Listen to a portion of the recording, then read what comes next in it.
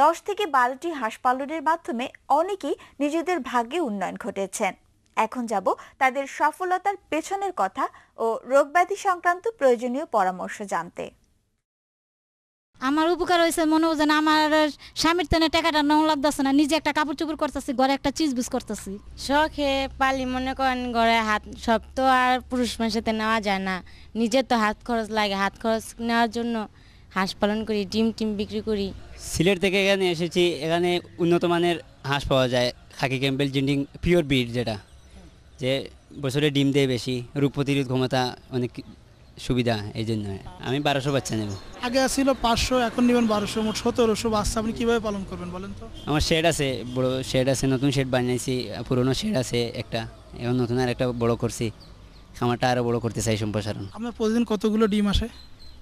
এখন 300 পর্যন্ত প্রতিদিন ডিম আসতো, এখন একটু কমে গেছে, যে হাওরে পানি 400 পর্যন্ত ডিম আসে, 500 আসে। 500 হাঁসে 400 ডিম, মানে 1600 টাকা আপনার প্রতিদিনের ইনকাম, তাই না?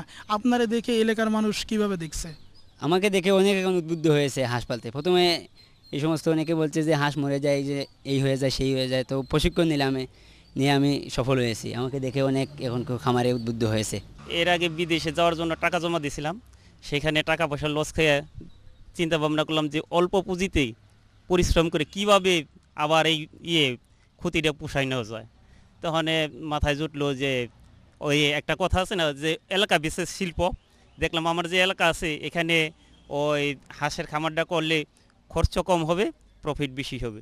এই কথা চিন্তা করে আমার এক বন্ধু ছিল ডাক্তার, ওনার লোক আলাপ করলাম। উনি আবার আমার এই স্যারের ঠিকানা দিল যে এখান থেকে আপনি হাঁসের বাচ্চা আনতে পারেন, হাঁসের বাচ্চা আইনে পারলে মোটামুটি আপনার লক্ষ্যটা পূরণ হতে পারে। তখন আমি আইসা স্যারের কাছ থেকে বাচ্চা নিয়ে বই পুস্তক নিয়ে পইরে পালতাছি, মোটামুটি আমার সংসার ভালোই চলে। এখান থেকে যারা বাচ্চা নিয়ে যাচ্ছে তাদেরকে আমরা অ্যাডভাইস করতেছি যে তুমি বাচ্চাটা নিয়ে যাওয়ার পরে ব্রুডার হাউসে দেওয়ার সাথে সাথে বাচ্চাকে পানি দিতে হবে, এবং পানির সাথে যদি পারো গ্লুকোজ মিক্সার করে দিও, সেই পানিটা 1 ঘন্টা খাবে। 1 ঘন্টা খাওয়ার পরে তারপরে খাবার দিতে হবে। এবং বাচ্চা যদি ঠান্ডা লাগে, সাধারণত হাঁসের বাচ্চার কিন্তু ঠান্ডা বেশি লাগে, কারণ পানির যে পাত্র থাকে এরা কিন্তু পানির উপর দিয়ে লাফালাফি করে, পানিটা পরে যে ব্রুডার হাউসটা আপনার ভিজে যেতে পারে। কসমিক্স প্লাস 1 গ্রাম 1 লিটার পানিতে পরপর 3 দিন খাওয়ায়া দেখবা, যাতে করে আর ঠান্ডাটা না যেন না লাগে। বাচ্চার বয়স যখন 25 দিন হবে তখন ডাক প্লেগ ভ্যাকসিন দিতে হবে। 15 দিন পরে আবার বুস্টার ডোজ দিতে হবে ডাক প্লেগের। দেওয়ার পরে 2.5 মাস বয়সে বাচ্চার আবার কলেরা রোগের ভ্যাকসিন করতে হবে। 2.5 মাস বয়সের 15 দিন পরে আবার আপনার বুস্টার ডোজ দিতে হবে কলেরার। দেওয়ার পরে আবার 6 মাস অন্তর অন্তর ডাক প্লেগ এবং কলেরা দিতে হবে। এইভাবে ভ্যাকসিন যদি করা হয় তাহলে মানে হাঁস মরবে না।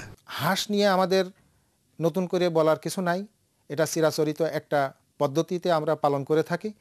এইখানে যদি আমরা কিছুটা বৈজ্ঞানিক পরিবর্তনের সাথে তাল মিলিয়ে তাকে পালন করি, তাহলে সেটা আমাদের জন্য বেশি অর্থকরী ফসল হিসেবে কার্যকর হবে। যেমন আমরা যে দেশি হাঁস পালন করি, সেটা বছরে হয়তো 60-70টা ডিম দিতে পারে সর্বোচ্চ। এই একই খরচ একই জায়গায় রেখে একই পালন পদ্ধতি অনুসরণ করে আমরা যদি বিদেশি জাতের উন্নত, যেমন খাকি ক্যাম্পবেল, জিন্ডিং, পিকিং, এই ধরনের ইন্ডিয়ান রানার, এগুলো যদি আমরা পালন করি, তাহলে দেখা যায় ওই একই পদ্ধতিতে পালন করে তার থেকে অনায়াসেই 150 থেকে 160টি ডিম আমরা পেতে পারি। আমাদের যেমন কিছু রোগ ব্যাধি আছে, সেটা থেকে বড় অন্তরা হলো হাঁসের যে রাত্রে আমরা থাকার ব্যবস্থাটা করি আমাদের বাড়ি ঘরের ভিতরে ঢুকে যায়, তার কোনো জানলা নাই, দরজা নাই, আলো নেই, বাতাস নাই। এমন একটা অবস্থার মধ্যে তাদের প্রায় 8 থেকে 9 ঘন্টা বা 10 ঘন্টা অবস্থান করতে হয়। এর মধ্যেই কিন্তু সমস্ত রোগের জন্য তাদের শরীরের উপরে পীড়ন সৃষ্টি হয়। পাশাপাশি আর একটা সমস্যা হলো, গ্রাম দেশে আপনারা খেয়াল করবেন যে আমাদের মা বোনরা হাঁস এবং মুরগিকে একই ঘরে মধ্যে গাদাগাদি ঠাসাঠাসি করে রেখে দেয়। প্রয়োজন অনুযায়ী, চাহিদা অনুযায়ী যদি তাদের আমরা থাকার ব্যবস্থাটা করতে পারি আলো বাতাস সহ, তাহলে দেখবেন যে এখন এই অবস্থার মধ্যেও তারা যে উৎপাদনে আছে তার থেকে বেশি উৎপাদন হবে যদি তাদের একটু থাকার ব্যবস্থা সুন্দর করে দেওয়া যায়।